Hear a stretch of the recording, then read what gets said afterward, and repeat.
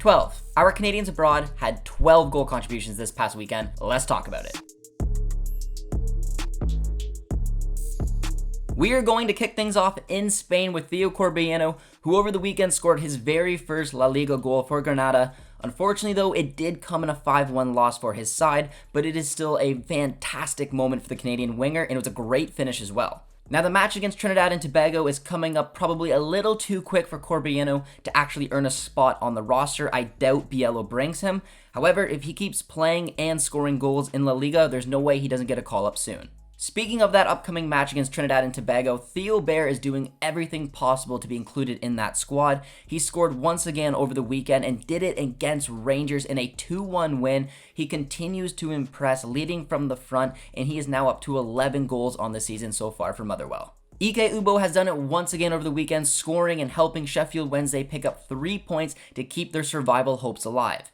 That is now 6 goals in 5 matches, and he has 10 championship goals this season. His confidence should be sky high, and like I said, Bear and Ugbo need to be included in this upcoming roster against Trinidad and Tobago. Simon Colline's under-the-radar season continues as he scores a goal, gets an assist, and was also the man of the match in a 2-1 win for his side over the weekend.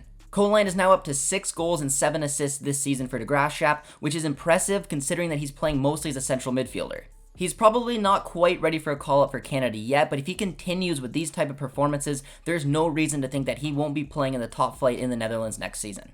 This is massive news for Biello and Canada fans as Alfonso Davies returns from injury and comes on as a substitute for his first appearance for Bayern since February 3rd.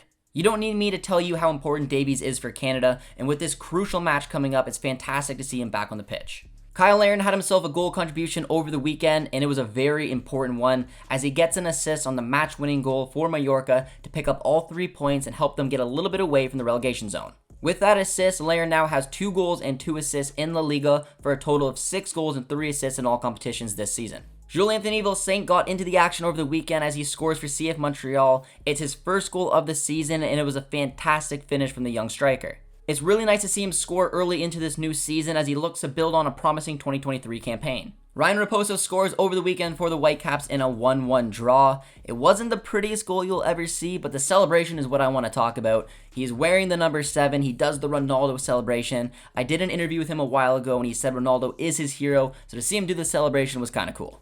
There is a heated Canadian striker race going on right now as a bunch of strikers are trying to earn a spot for that match against Trinidad and Tobago, and Charles Andreas Brim is definitely in that race, and he picks up a lovely assist over the weekend in a 1-1 draw for his side. He now has 4 goals and 2 assists in all competitions this season, and he's definitely in the running. Ola Wasi with a fantastic finish over the weekend as he opens his MLS account. He curls one in from a very tight angle to rescue a late point for Minnesota United over the Columbus Crew. With that goal, he already has 1 goal and 1 assist in just 50 minutes so far this season. He dominated the USL in 2023, and it looks like he's taking MLS by storm already. It was a scoring frenzy this past weekend for Canadians, and Jade Nelson got into the action as he scored in a friendly from Rosenborg. Nelson is a very exciting talent. I'd like to see him included a little bit more in Canada squads going forward. Jonathan David scored the match-winning goal for Lille this past weekend as they picked up all 3 points.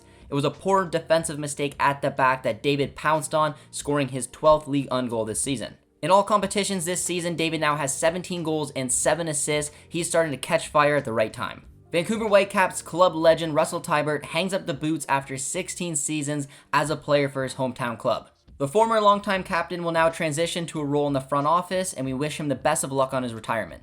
I have some transfer news to report as well, as a source has informed me that Sean Rea will be joining Castellón in Spain. Right now, there's a pre-agreement in place for July, depending if the club is promoted or not. Until then, Rea will be in Spain to acclimatize, play with the reserve team, and train with the first team.